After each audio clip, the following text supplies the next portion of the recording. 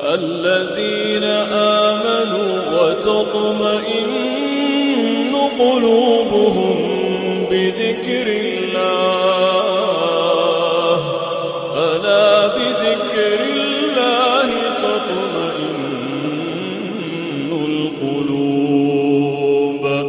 الذين آمنوا وعملوا الصالحات طوبى لهم وحسن مآب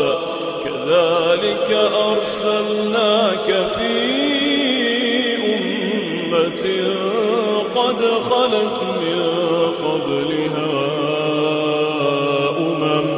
لتتلو عليهم الذي أوحينا